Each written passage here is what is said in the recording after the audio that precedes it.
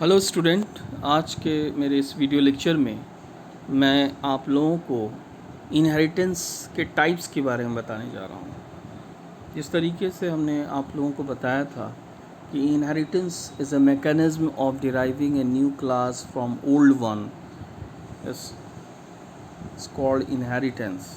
ऐसा क्लास जिससे एक नया क्लास हम लोग एक डेवलप करते हैं, एक ऐसा तरीका जिससे हम लोग एक पुराने क्लास से, एक एग्जिस्टिंग क्लास से, एक पेरेंट क्लास से, एक बेस क्लास से, एक सुपर क्लास, जिस सभी को आप एक ही नाम से आप जानते हैं, अलग अलग वे से हम लोग रिप्रेजेंट करते हैं, तो उससे एक नया क्लास बनाते हैं, डिराइव क्लास बनाते हैं, दैट इज़ कॉल्ड सब class.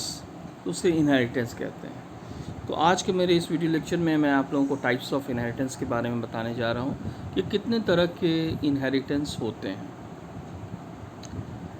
Inheritance, there are different types of inheritance based on number of way inheriting the features of base class into derived class. It have 5 types. They are: number 1, single inheritance; number 2, multiple inheritance; number 3, hierarchical inheritance; number 4, multiple inheritance; number 5, hybrid inheritance. तो ये 5 तरह का inheritance है और इस पांचों inheritance को हम लोग वन बाय वन आपको एक्सप्लेन करेंगे। तो सबसे पहले हम लोग बात करेंगे सिंगल इनहेरिटेंस क्या है। लेकिन उससे पहले यहाँ हमने एक डायग्राम की तरफ शो किया है कि किस तरह का इनहेरिटेंस को किस तरीके से डायग्राम से एक्सप्लेन करेंगे। सिंगल इनहेरिटेंस आप देख सकते हैं, जैसे भी बना एक क्लास से अगर एक दूसरा डिराइव क्लास बनता है तो इस तरह के क्लास को हम लोग सिंगल इनहेरिटेंस कहते हैं। अगर 2 या 2 से ज़्यादा क्लास को मिलाकर एक क्लास बनाते हैं तो इसको हम लोग मल्टीपल इनहेरिटेंस कहेंगे। अगर एक क्लास से दूसरा से तीसरा क्लास बनता है तो इसको हम लोग मल्टी लेवल इनहेरिटेंस कहेंगे। अगर एक से बहुत सारा डिराइव क्लास बनता है तो इसको हम लोग हायरार्किकल इनहेरिटेंस कहेंगे। अगर एक से बहुत ज़्यादा से एक अगर बनता है तो इसको हम लोग हाइब्रिड इनहेरिटेंस कहेंगे। तो ये टाइप्स ऑफ इनहेरिटेंस है, ये अलग अलग जगह हम लोग इसका यूज़ करेंगे और वन बाय वन इसको हम लोग एक्सप्लेन करेंगे। पहला है, जिस तरीके से हमने बताया कि वन बाय वन एक्सप्लेन करेंगे, तो सबसे पहले हम लोग डीपली एक्सप्लेन करेंगे कि सिंगल इनहेरिटेंस क्या है। सिंगल इनहेरिटेंस में क्या होता है कि अगर एक डिराइव क्लास, एक न्यू क्लास अगर हम एक बेस क्लास से बनाते हैं, एक ही बेस क्लास से एक ही डिराइव क्लास बनाते हैं, तो इसको हम लोग कहते हैं सिंगल इनहेरिटेंस। आप यहाँ देख सकते हैं सिंगल इनहेरिटेंस में, in single inheritance there exist single base class and single derive class. Single inheritance में एक सिंगल क्लास होता है और एक सिंगल डिराइव क्लास होता है। दूसरा है, it is the most simplest form of inheritance. सबसे छोटा फॉर्म है ये इनहेरिटेंस का, क्योंकि आगे आप जैसे जैसे आगे बढ़ेंगे टाइप्स ऑफ इनहेरिटेंस में तो वो उतना ही लेंदी बड़ा होता जाएगा, इसीलिए इसको कहा गया है simplest form of inheritance. Class ए है, उससे यहाँ एक नया क्लास बन रहा है जिसको आप कहेंगे single inheritance, that is called derive class. तो यहाँ पर क्लास बी जो है डिराइव क्लास है, क्लास ए जो है वो आपको सुपर क्लास है, बेस क्लास है।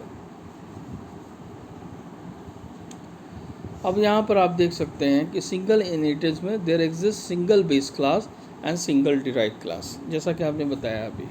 It is the most simple form of inheritance, जिसमें आप देखेंगे कि एक जिससे हम बना रहे हैं उस क्लास को पेरेंट क्लास कहेंगे और उसको बेस क्लास भी कह सकते हैं।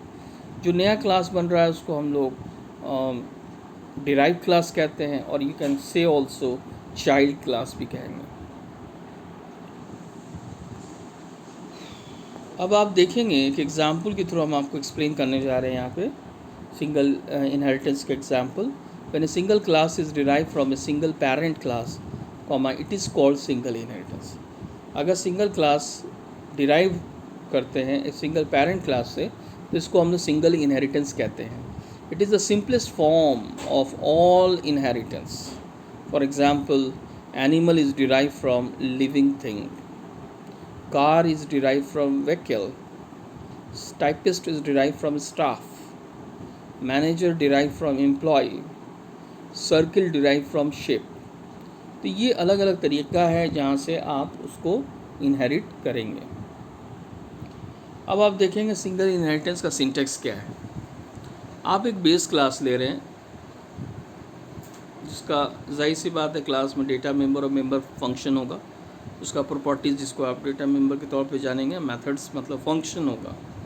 अब आप ये फार्मूला आप देख सकते हैं, इस फार्मूला से इस सिंटेक्स से आप सिंगल इनहेरिटेंस का काम करेंगे. यहाँ हमने लिखा है class derive class name colon visibility mode base class name.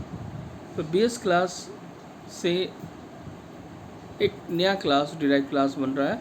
साथ ही साथ हमने यहाँ पर विजिबिलिटी मोड दिया है जिसके बारे में ऑलरेडी हम लोगों ने डिस्कशन कर लिया है कि विजिबिलिटी मोड क्या है, पब्लिक है, प्राइवेट है, प्रोटेक्टेड है.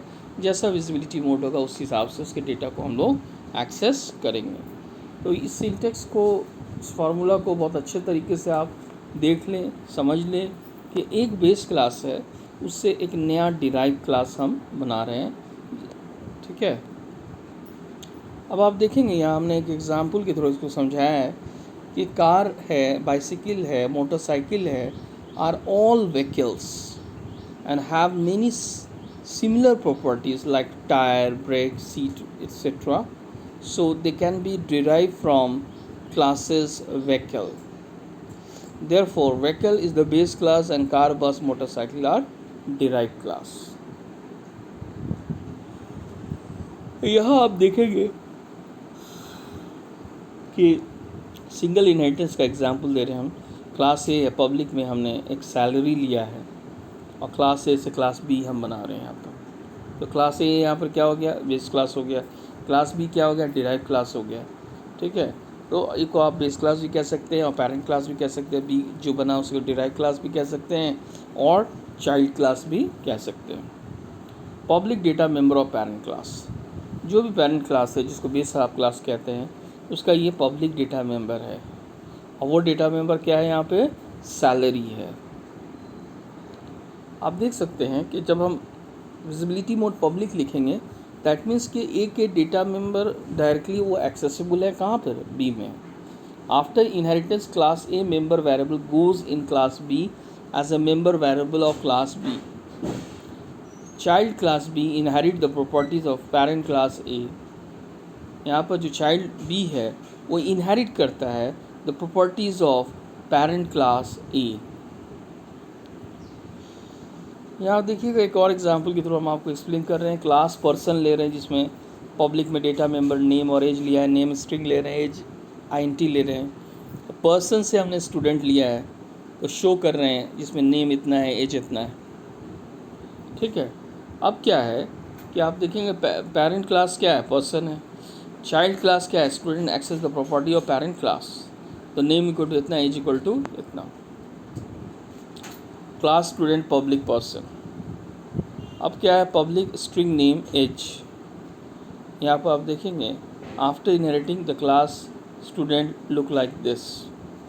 आपने यहाँ पर क्या किया है, क्लास पर्सन लिया है, उसके बाद पर्सन से स्टूडेंट बना रहे हैं और आप उसके डेटा मेंबर नेम और एज को एक्सेस कर रहे हैं.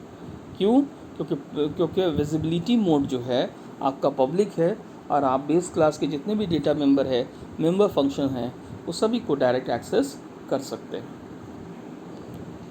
यहाँ देखेंगे इसका ऑब्जेक्ट बनाया, क्लास जो बनाया उसका ऑब्जेक्ट बनाया, उसका नेम इनिशियलाइज करके हम उसको कॉल कराएंगे.